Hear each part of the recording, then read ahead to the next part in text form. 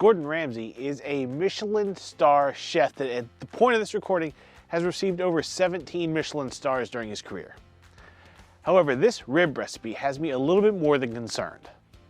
There are some interesting things to it, but like you guys, I feel like I might be able to help Gordon out with this. So we're gonna cook this recipe with some of my tweaks to help get him back on the right track to probably make a better rib.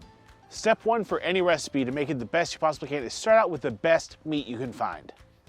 Now, I don't know if it's the lighting or if this is literally the pork that Gordon is starting out with, but it seems very pale.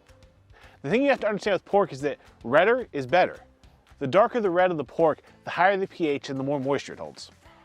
That's why we're starting out today with this beautiful rack of Compart Duroc St. Louis cut ribs. In Gordon's video, it appears that he's running St. Louis cut ribs that he's already cut into individual ribs. So for us, we're gonna take this rack, minimally trim it.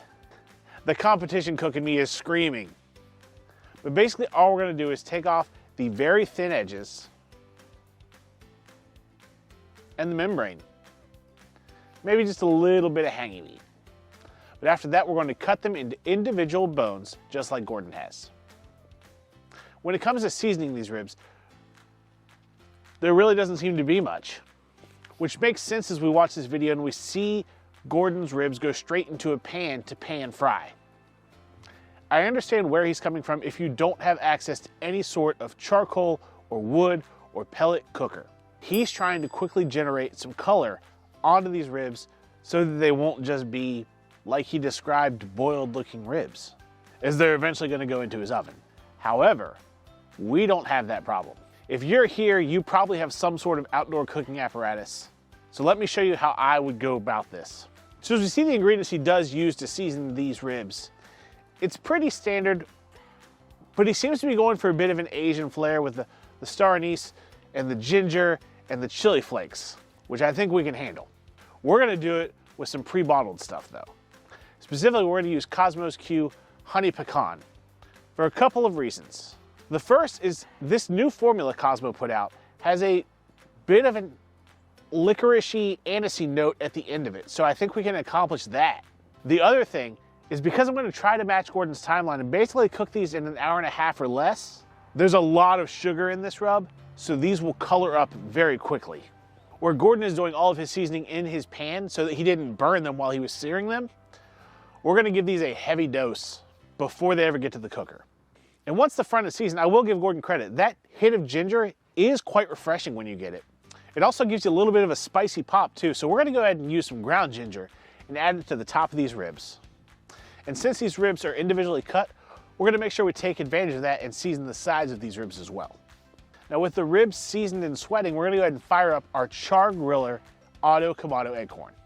Watching the video, we see Gordon put his pan of ribs into his oven at 180 degrees Celsius or roughly 350 degrees Fahrenheit. The Auto Kamado is the closest thing I have to an oven. It's basically a convection oven on steroids cooking with charcoal.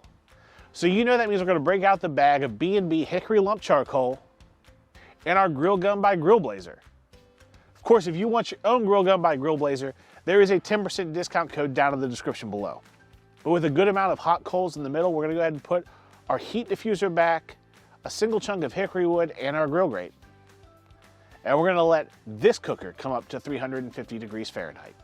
When it's at that point, we're just gonna place these ribs around the outside of the grate because we're gonna be spinning it at this high temperature, cooking them this fast. I wanna be able to spin these and get them away from heat if we have fire maybe trailing to the front quarter of this acorn. At the 15-minute mark, we'll go ahead and give them a look and give them a spin because, like I said, these need to be moving. And at the half an hour mark, Gordon flips his in his uncovered pan. I find it interesting that his pan is uncovered, given that St. Louis cut ribs have so much fat in them. I really feel like they definitely get an advantage by being wrapped and getting some pressure on them to help break down that fat, especially in such a compressed cook time. So for us at the half an hour mark, the color is set, the rub is set. We're gonna go ahead and wrap these up.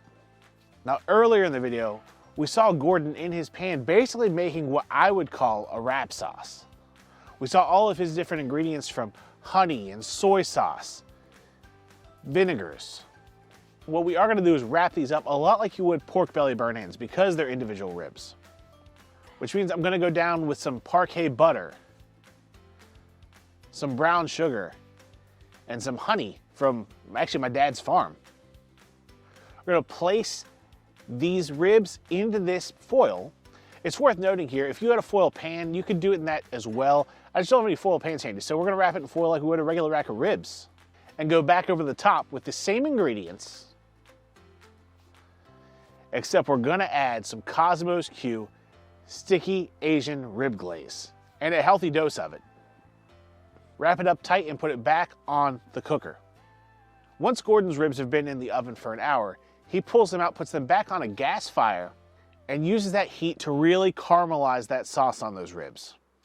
I don't disagree with him there. It's a great way to go about it if you've planned for it, which is exactly what we did by putting all of those ingredients in our wrap.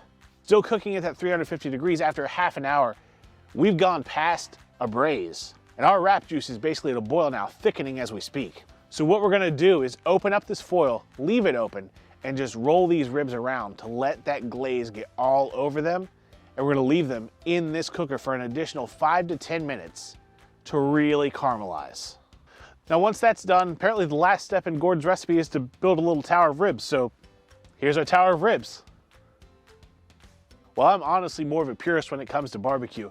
These look amazing. The glaze sets so heavy on these. I haven't done what I would consider like an old school barbecue glaze out of the wrap in quite some time. So I'm excited to try these. There's nothing left to do but disassemble our tower one bone at a time. Let's give it a shot. So there you go. Hour and a half ribs, Gordon Ramsay style, with some tweaks to what I believe would make it a better barbecue rib. Now in his defense, he claimed sweet sticky ribs. He claimed that's what they do in his restaurant. It's gonna be very different than what you and I can pull off in our backyard. But just so you know, I think these will help you make a better rib in the same amount of time. But I can't be sure because I've never done this before, so let's try one and see how it is. God, these are glazy. There we go.